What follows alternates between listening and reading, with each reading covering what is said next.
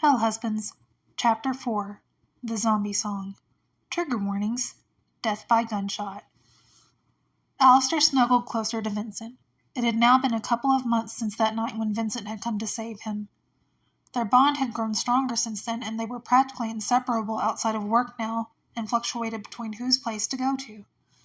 Normally, they went to the cabin as they were less likely to be discovered there, but tonight it felt right to go to Vincent's. They still knew not to be too forward in public, but there were a couple of relatively safe clubs around that they could fully enjoy at night, drinking and dancing with others like them. Less police patrols were around at night, and worrying about a raid on private clubs was low, as Vincent had kept a habit of going after higher-up officers and officials, and he never got caught. It was all attributed to the New Orleans killer, and no one aside from them were the wiser to the fact that they were a duo of killers. Neither of them were looking forward to tomorrow night, though. It was going to be a company party, and there was going to be an unfortunate amount of schmoozing going on. For now, though, he could rest in content as he laid with his lover. He and Vincent arrived at the party at different times. They had been doing amazingly at hiding things, and no one suspected their relationship. Well, except maybe Mimsy. But he was pretty sure she didn't really care and probably had a girlfriend herself. He looked around as he began to mingle with the other guests, and rather unfortunately got mistaken for a waiter or server several times. How he wished he could take care of some of those racists right then and there, but alas, he could not. He briefly glanced at Vincent across the room and furrowed his brow. Vincent was conversing with the father of the station's head manager, and he was looking rather nervous and pale as the man leered towards him. Alastor could tell that the other man was up to no good. He ever so carefully made his way over towards the two. They were still locked into some sort of conversation as he finally made his way into hearing distance. The old chap was speaking a little too loud if he wanted whatever he was saying to stay between him and Vincent. He heard the man threaten, "Now, if you agree to meet me tomorrow night at the previously discussed place, I'll get rid of all the evidence I have gathered on you. 1 night is all I'm asking. Otherwise, you lose everything." Alastor's smile tightened as he realized his love was being blackmailed. He intentionally bumped into the older man's shoulder, and wine flew from the man's glass and onto his shirt sleeve. The man looked away from Vincent and at him and noticed that a spot had been left, but upon seeing whom it had hit, he simply laughed instead of apologizing. He looked over the man's shoulder and at Vincent, who was staring off into space and potentially dissociating. Alastor simply said, "Pardon me, my good sir, but your friend here seems to not be feeling well. He is a co-worker of mine. Might I be of assistance?" The older man simply looked between him and Vincent, who was starting to come out of his state, and said, He's fine. Probably just had a little too much to drink. Now go away.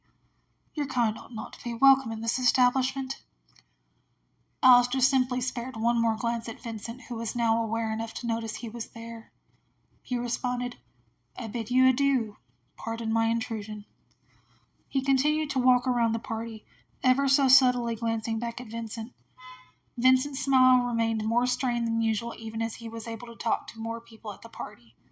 However, Alastor continued to keep a close eye on the one that had scared his Vincent so deeply, and when the man stepped out towards the outdoor smoking area, he followed, making sure that no one was noticing him. The man stumbled past the smoking area and ended up losing his dinner and leaned against the nearest wall as he groaned. No soul other than the man and himself were anywhere near or in sight. A lucky break. He could act now. He cautiously approached the man and said, "My good sir, are you feeling well? Might I escort you back so that you may find your ride?" The man grumbled as Alastor took his arm, and he let out a surprised yelp as Alastor quickly tugged him to the side and threw him against the wall. He had him pinned by the neck.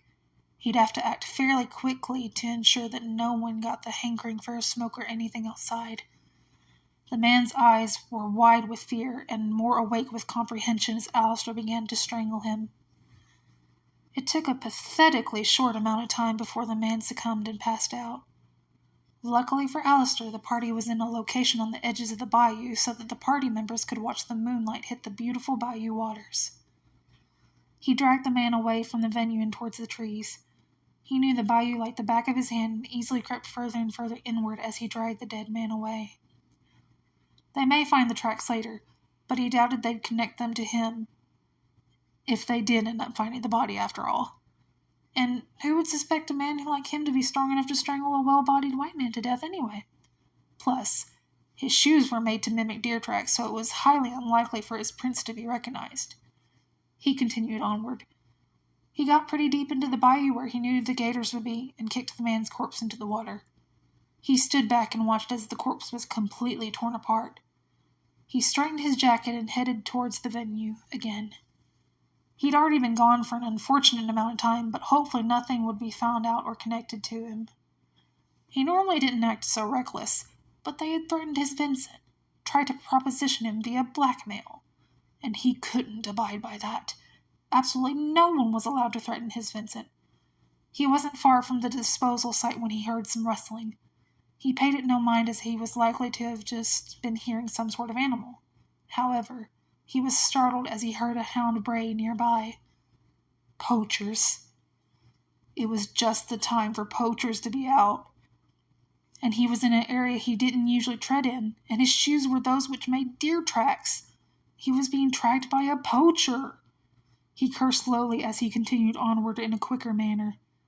But his luck was not good on that night, for the poacher and his dog cut up to him, and just as he turned around, his eyes caught the moonlight in such an unnatural way that they lit up like fireflies, and he was standing in front of a tree that made it look like he had antlers. And the last thing he heard was the bark of a dog and the sharp crack of a gunshot. And then his time on the mortal plane had come to an end.